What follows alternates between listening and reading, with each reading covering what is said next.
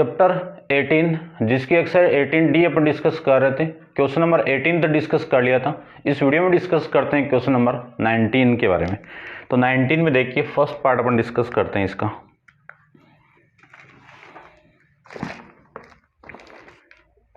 First part A, एक event A यानी एक बंदा ए स्पीक ट्रूथ इन 60%, ठीक है ना।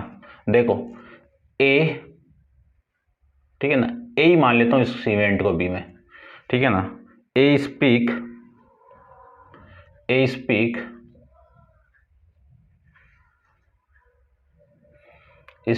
ट्रूथ कितना 60%। तो 60% है तो इस बात की प्रोबेबिलिटी है आपकी P of A equal to 60%। 60% को मैं क्या लिख सकता हूं, P of A equal to 60 upon में 100।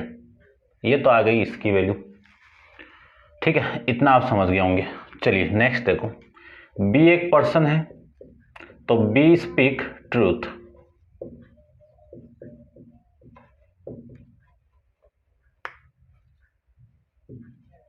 तो इस बात की जो प्रोबेबिलिटी है P ऑफ B वो कितनी है आपकी 90%। कितनी है 90%। तो P ऑफ B की वैल्यू परसेंटेज को हटाएंगे तो नीचे कितना 100। ये तो आ गई इसकी वैल्यू। चलो तो गिवन था वो मैंने लिख दिया।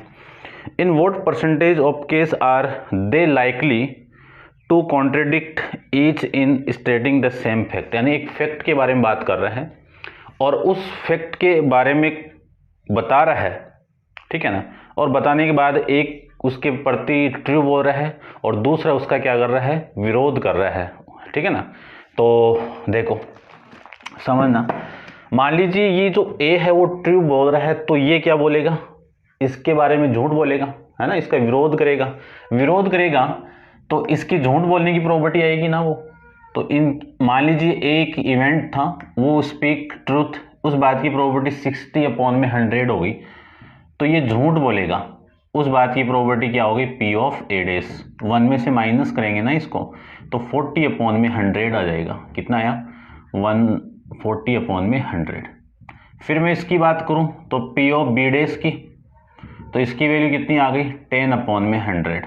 ये क्यों निकाला है, क्योंकि एक सच बोलेगा, एक ट्रू बोलेगा तो दूसरा उसका विरोध करेगा तो विरोध वाला झूठ वाला आ गया, ठीक है ना। समझना इस चीज को, आपको फाइंड आउट करना है वो मैं यहाँ पे लिख देता हूँ P। अब P वाली जो लाइन है वही लिख देता हूँ मैं, प्रोबेबिलिटी किसकी फाइंड आउट करवा रहा है, ठीक है। In what percent case they likely to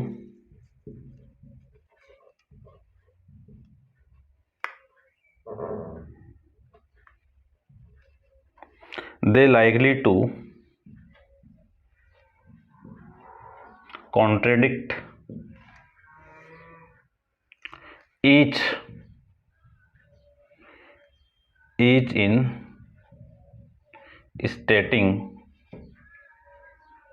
the same fact। यानी एक फैक्ट के बारे में the same fact। ये लो, ये आपको फाइंड आउट करना है, ठीक है। समझना, कोई फैक्ट उसके बारे में ए बता रहा है और वो ट्रू बता रहा है तो ए हो गया, और दूसरा क्या बताएगा आपका, झूठ बोलेगा इसके बारे में, तो ये निकालना है। या फिर बी सच बोल रहा है, ट्रू बोल रहा है तो ए झूठ बोलेगा, बी सच बोल रहा है तो ए झूठ बोलेगा। इसको मैं क्या लिख सकता हूँ, P of A into P ऑफ B डैश प्लस P ऑफ B dash into P of A। ये लिख सकता हूँ ना, ये डायरेक्ट भी आप लिख लेना, ठीक है ना। यहाँ से वैल्यू पुट कर दो। P ऑफ A की वैल्यू कितनी है 60 अपॉन में 100। P ऑफ B डैश की वैल्यू कितनी है 10 अपॉन में 100। P ऑफ B की वैल्यू कितनी है 90 अपॉन में 100 और into P of A dash की वैल्यू कितनी है 40 अपॉन में 100। ये लीजिए, इस जीरो से ये जीरो कैंसिल आउट, इस जीरो और इस जीरो से ये जीरो कैंसिल आउट, तो ये तो हो गया 6 अपॉन में 100 और ये हो गया 36/100, ठीक है ना। और ये वैल्यू आ गई आपकी 42/100। आपको परसेंटेज पूछा था, तो नीचे वाले 100 को उठाओगे ना तो परसेंटेज आ जाएगा यहाँ पे, है ना। 40% कि एक झूठ बोल रहा है और एक सच बोल रहा है, उसके बारे की प्रॉपर्टी आ गई। They likely to contradict each in stating the same fact. एक फैक्ट के बारे में एक दूसरा बता रहा है तो दूसरा उसका विरोध कर रहा है। विरोध करना है नहीं, झूठ बोल रहा है, ठीक है। उसके बारे में झूठ बोलेगा तभी तो विरोध होगा ना। चलिए इसका सेकंड पार्ट देखो अब, यानी 19 का सेकंड पार्ट। सेकंड पार्ट में है कि a problem of static is given to 3 student A B C who the chance the solving it are 1/2, 1/3, 1/4। तो सबसे पहले प्रॉपर्टी है कि problem A is solve, problem ऐसे लिख देता हूं, problem is solve by A. इस बात की प्रॉपर्टी को ले लो आप पी ऑफ ए, कितनी आ गई 1/2, और P of problem is solve by B. इस बात की प्रॉपर्टी ले लीजिए आप पी ऑफ बी, कितनी वैल्यू आ गई 1/3। फिर सी है तो problem is solve, problem is solve by C. इस बात की प्रॉपर्टी ले लीजिए आप पी ऑफ सी, सी की वैल्यू 1/4। उसके बाद में देखो, find the property of only one of them solve the problem. आपको प्रॉपर्टी किसकी फाइंड आउट करनी है, ओनली वन, ओनली वन, ठीक है ना। यानी 3 में से एक प्रॉब्लम को सोल्व कर रहा है, only one of them, one of them solve the problem, solve the problem. अब इसका मीनिंग समझना आप। तो 3 कैंडिडेट है, तीनों में से एक जना प्रॉब्लम को सोल्व कर रहा है। 3 कौन, ए बी सी, ठीक है ना। मान लीजिए तीनों में से ए ने सोल्व कर दी प्रॉब्लम, तो दोनों से सोल्व नहीं होगी। तीनों में से एक है तो इसने सोल्व कर दी, तो तीनों का दोनों का डेस ले लो। या फिर ए से भी सोल्व नहीं हुई, बी ने कर दी, सी से नहीं हुई, ठीक है ना। ये समझना, ये चीज तीनों में से एक सोल्व कर रहा है, जिससे सोल्व नहीं हो रही है वो बी डेस के फॉर्म में आ गया। इससे सोल्व नहीं हुआ, इससे सोल्व नहीं हुआ, अब इससे सोल्व नहीं हो रहा तो बी से सोल्व हो गया। और फिर नेक्स्ट केस आएगा आपका, या फिर ए से भी सोल्व नहीं हुई, बी से भी सोल्व नहीं हुई, तो फिर किससे होगी, सी से होगी। अब आप इसको आप ऐसे लिख सकते हो, पी ऑफ ए, है ना। इसको मैं देखो P of A B C को क्या लिख सकता हूँ, P of A intersection B intersection C, ऐसे लिख सकता हूँ। और इसको लिख सकता हूँ P of A into P of B into P of C के फॉर्म में लिख सकता हूँ। तो आप ऐसे लिखो तो ऐसे लिख दो, या फिर डायरेक्ट वैल्यू पुट कर दो। पी ऑफ ए की वैल्यू कितनी है 1/2, पी ऑफ बी डेस की वैल्यू, तो इनका डेस भी फाइंड आउट कर लेता हूँ। पी ऑफ ए डेस की वैल्यू 1 में से इसको माइनस करेंगे ना तो 1/2 आएगा, और पी ऑफ बी डेस 1 में से इसको माइनस करूंगा तो कितना 2/3 आएगा। फिर पी ऑफ सी डेस, सी में से इसको माइनस करूंगा 1/4 को तो 3/4 आ गया। तो बी डेस की वैल्यू कितनी है 2/3, सी की वैल्यू है 3/4, ए डेस की वैल्यू है 1/2, बी की वैल्यू है 1/3 और सी डेस की वैल्यू है 3/4, प्लस ए डेस की वैल्यू है 1/2, बी डेस की वैल्यू है 2/3 और इसकी वैल्यू है 1/4। इससे इससे इससे ये कैंसिल आउट, तो ये वैल्यू तो आ गई 1/4, प्लस इससे ये कैंसिल आउट तो ये आ गया 1/8, फिर इससे इससे कैंसिल आउट तो ये हो गया 1/12, ठीक है। एलसीएम ले लीजिए, इसका एलसीएम कितना आ गया 12 नहीं सॉरी 24 आएगा ना, 24 एलसीएम आ गया।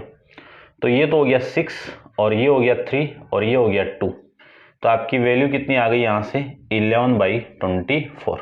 ये आपका इसका आंसर आ जाएगा भाई। ठीक है, तो ये क्वेश्चन नंबर 19 का सेकंड पार्ट कंप्लीट है आपका। इसका अपन थर्ड पार्ट डिस्कस करते हैं, तो आप वीडियो को पॉज कर लीजिए। देखो मैं ये बता रहा हूँ आपको, क्योंकि अपन काफ़ी जगह यूज़ करेंगे इन चीज़ों का। वैसे बताया हुआ है ABC गिवन है, तो इसको मैं क्या लिख सकता हूँ, P of A intersection B intersection C। अब ये तीनों इंडिपेंडेंट इवेंट है, ठीक है ना, क्योंकि ये प्रॉब्लम सोल्व कर रहा है ना तो इस पे डिपेंड कर रहा है ना इस पे डिपेंड कर रहा है। ये प्रॉब्लम सोल्व कर रहा है तो इन तीन दोनों पे डिपेंड नहीं कर रहा है, तो इंडिपेंडेंट इवेंट है। तो P ऑफ A, P ऑफ B और P ऑफ C आ जाएगा। इस फॉर्म में लिख रहा हूँ मैं आंसर को, तो आप देख लेना इसको। चलिए इसका थर्ड देखिए।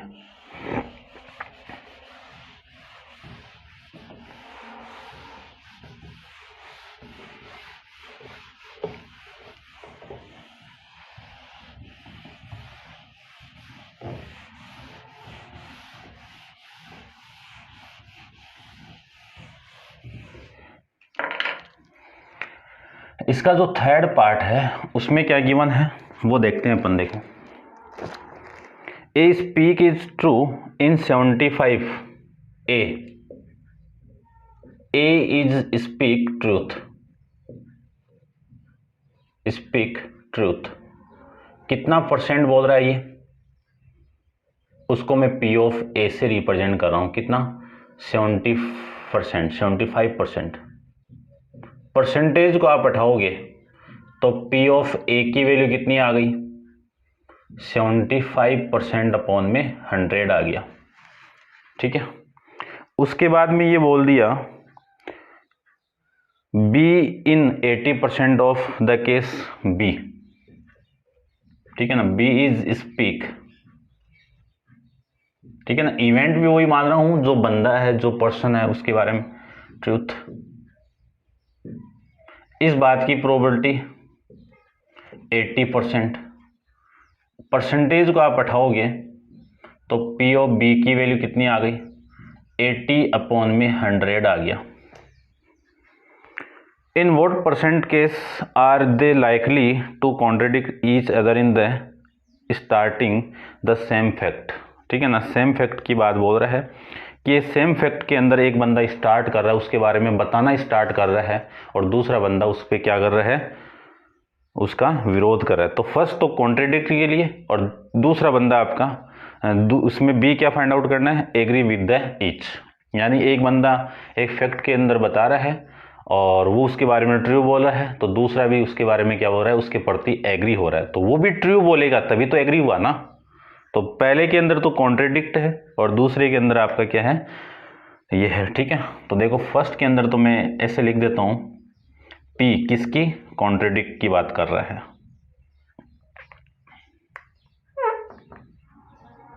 कॉन्ट्रडिक्ट, ठीक है ना। कॉन्ट्रडिक्ट की मैं बात करूं तो इसमें समझना कि मान लीजिए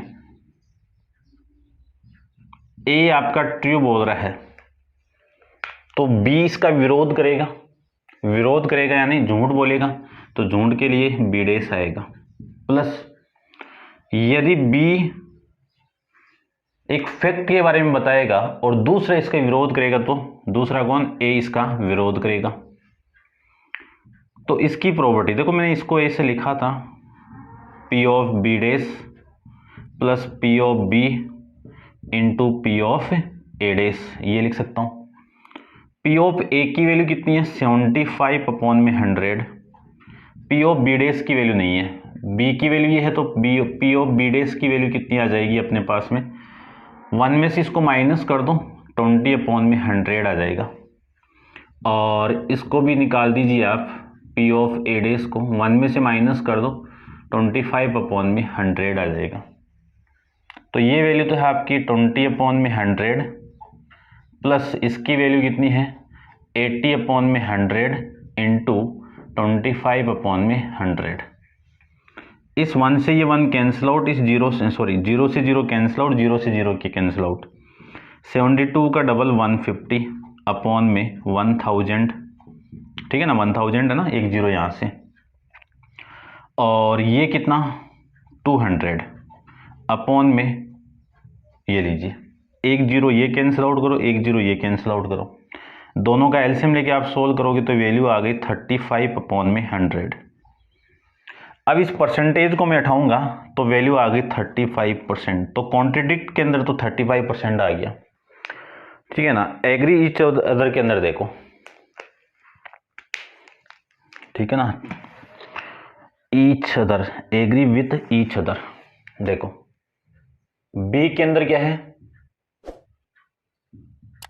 एग्री विथ ईच अदर। इसकी प्रॉपर्टी को मैं फाइंड आउट कर रहा हूं। तब देखो कि अगले ने बोला है कि कोई फैक्ट के बारे में ए बता रहा है तो बी एग्री हो रहा है। बी एग्री का मतलब वो सच बोल रहा है तो बी भी उसके बारे में सच बोल रहा है, एग्री तभी तो होगा ना, तो बी होगा। फिर बोला हुआ अगले ने कि ए झूठ बोल रहा है तो दूसरा भी उसके प्रति एग्री होगा। झूठ कौन बोल रहा है, ए बोल रहा है, तो दूसरा उसके प्रति एग्री होगा, तो बी भी तो झूठ बोल रहा है ना, ठीक है ना। कि कोई पर्सन है ए, वो झूठ बोल रहा है तो बी भी उसके एग्री होगा। तो एग्री कब होगा, जब वो ये भी झूठ बोल रहा है तभी, ठीक है ना। ये समझना, इस चीज के बारे में आप फील करोगे ना तो अपने आप ही समझ में आ जाएगा ये। तो थोड़ी सी फीलिंग्स ले लीजिए आप। तो इसकी property P of A P of B plus P of A dash into P of B dash, independent event तो है ये, ठीक है ना। चलिए, क्योंकि किसी के सच बोलने की प्रॉपर्टी दूसरे पे डिपेंड नहीं करती है, ठीक है ना, ये ध्यान रखना। तो पी ऑफ ए की वैल्यू 75 अपॉन में 100 इंटू इसकी वैल्यू 80 अपॉन में 100 प्लस इसकी वैल्यू 25 अपॉन में 100, पी ऑफ बी डेस की वैल्यू 20 अपॉन में 100। एक जीरो से ये जीरो कैंसिल आउट, इस जीरो से ये जीरो कैंसिल आउट। 75 का डबल 150, 150 का डबल 300 और 300 का डबल 600। तो 75 को इससे मल्टीप्लाई करोगे ना तो ये आ जाएगा, ये 1000 प्लस 50 अपॉन में 1000, ये जीरो कैंसिल आउट, ये जीरो कैंसिल आउट। एलसीएम लेके सोल्व करोगे तो ये 65 अपॉन में 100 आ जाएगा। और परसेंटेज के अंदर लिखें तो परसेंटेज कितना आ गया, 65% आ जाएगा। समझ गए होंगे। एग्री के केस में तो ये आ जाएगा, कॉन्ट्रडिक्ट के केस में ये आ जाएगा। ये आपका क्वेश्चन नंबर 19 कंप्लीट है भाई। तो उम्मीद करता हूँ समझ गए होंगे आप। अब आप वीडियो को पॉज करके इसको नोट डाउन कर लेना। नेक्स्ट क्वेश्चन नंबर 20 को अपन नेक्स्ट वीडियो में डिस्कस करेंगे। आज के लिए इतना ही। Thank you so much.